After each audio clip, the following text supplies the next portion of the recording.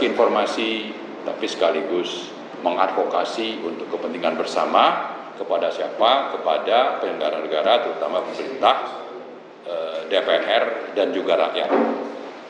Nah, mungkin saya mulai dengan IKN. IKN ini kalau kita merujuk kepada kebijakan dan keputusan pemerintah di awal penetapan rencana pembangunan IKN itu disebutkan anggarannya sekitar 466 atau 467 triliun. Dan di situ diakui atau direncanakan pemerintah akan menanggung sekitar 90 triliun atau 89,6 tepatnya triliun. Kemudian ada modus yang namanya Public Private Partnership atau KPBU, itu kerjasama pemerintah atau BUMN dengan swasta, itu jumlahnya kira-kira 250-an triliun. Lalu yang ketiga swasta, itu sekitar 120-an triliun. Itulah rencana awalnya. Nah, ternyata sejak 2022 sampai nanti akhir 2024 itu akan dihabiskan dari APBN sekitar 72 triliun. Jadi kalau rencananya menyebutkan tentang bahwa proyek ini secara keseluruhan nilainya 467 triliun, negara hanya menanggung sekitar 89 triliun, ternyata baru 2 tahun itu sudah mencapai 72 triliun. Artinya ini sudah terjadi manipulasi, kebohongan publik, ya. Bisa saja memang rencananya itu 89 dengan harapan swasta itu akan investasi, lalu moda KPBU itu juga berjalan. Nah, ternyata yang dua ini tidak jalan sehingga pemerintah harus menanggung. Nah, ini menjadi beban bagi APBN. Nah, kalau sudah jadi beban APBN, artinya apa ya? Uang negara yang sangat minim untuk investasi itu, yang lebih banyak itu rutin ya, itu akan terserap ke sana dan bisa saja akhirnya nanti subsidi itu akan dikurangi atau pajak dinaikkan. Misalnya tahun yang lalu itu PPN naik dari 10 menjadi 11. Rencananya nanti dari 11 mau jadi 12. Artinya rakyat ini akan dihisap terus. Belum lagi nanti dari yang lain-lain. Jadi subsidi akan dipotong, siap-siap untuk misalnya harga BBM naik, tarif listrik naik, dan berbagai subsidi untuk pangan juga akan berkurang. Ujungnya proyek mercusuar ini yang tidak jelas untuk siapa sebetulnya, kalau kita lihat ini akan membuat rakyat itu akan sengsara. Siap-siap aja sengsara. Itu satu hal yang perlu kita ingat dari proyek IKN. Maka kalau sekarang ini ada gerakan untuk menolak IKN, saya kira ini harus kita dukung. Hentikanlah itu sebelum nanti APBN itu terus menjadi korban. Ya, karena faktanya swasta yang dulu punya komitmen untuk dari luar terutama untuk ikut investasi di IKN itu kan pada mundur ya. Ada yang dari Jepang, ada yang dari Timur Tengah seperti Qatar atau Kuwait atau juga Saudi Arabia. Itu kan mundur. Kemudian dari Eropa juga sama, mundur semua. Lalu yang namanya KPBU juga sama. Kalau memang ini belum jelas ya untuk apa, bagaimana ini sebetulnya ke depan prospeknya, ya KPBU juga tidak akan ada kemajuannya. Nah, karena itulah kalau ini terus dipaksakan, apalagi yang namanya Joko Widodo itu katanya pada HUT 17-an 2024 ini nanti akan diadakan di IKN. Ini apa ini sebetulnya? Apa kepentingannya harus ada itu sebagai target yang harus dipenuhi, lalu mengorbankan APBN, lalu nanti ujungnya mengorbankan rakyat. Nah, karena itu saya kira kita harus bersikap tegas bahwa ini harus dihentikan. Syukur kalau Prabowo sebagai presiden terpilih, meskipun kami dari petisi 100 itu tidak mengakui ya, karena kita konsisten dengan tuntutan bahwa ada 3 tuntutan, yaitu makzulkan Jokowi, tolak hasil Pilpres, dan kita minta terutama tolak Prabowo Gibran, lalu adakan Pilpres ulang terutama. Itu kita masih konsisten, tapi bisa saja itu akhirnya tuntutan kita tidak terpenuhi, dan Prabowo itu akan melanjutkan dilantik pada 20 Oktober 2024. Nah, kalau sampai nanti setelah dilantik Prabowo melanjutkan ini, saya kira Prabowo melanjutkan terjadinya pemerasan kepada rakyat, karena itu sudah dimulai. Tadi subsidi akan dikurangi, pajak dinaikkan, dan sebagainya. Belum lagi nanti ada berbagai program untuk mendapatkan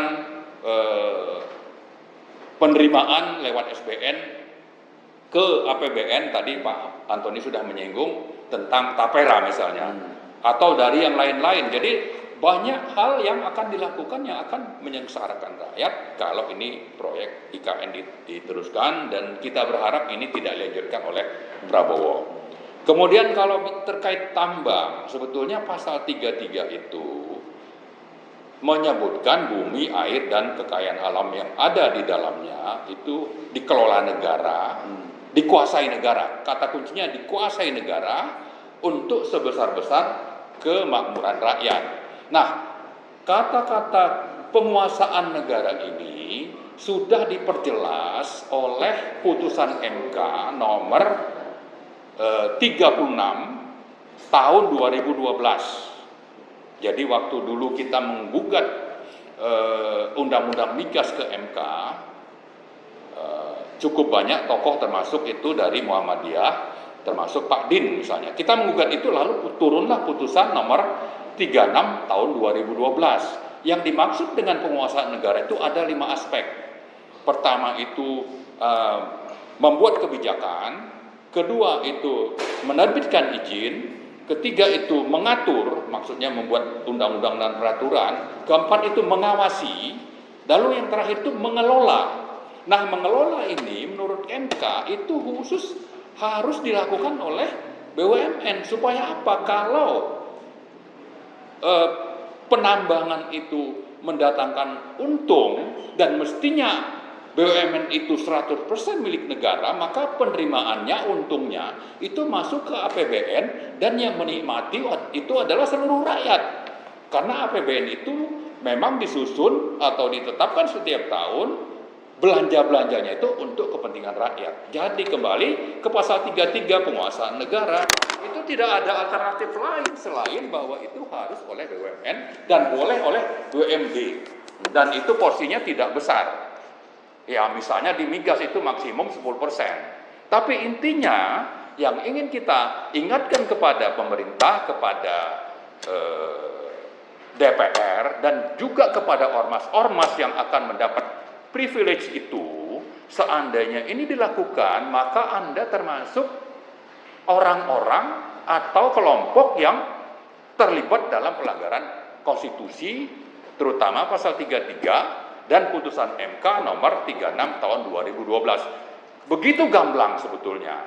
Nah, kalau bicara Pancasila ada pasal 4 atau ada masalah keadilan misalnya ya, maka jelas kalau ormas yang satu dapat, ormas lain tidak dapat, ini tidak adil. Apalagi kepada rakyat yang tidak ikut berormas, terlibat dalam satu ormas. Begitu ormas satu dikasih kesempatan dapat untung, maka anggota ormas itu dapat untung.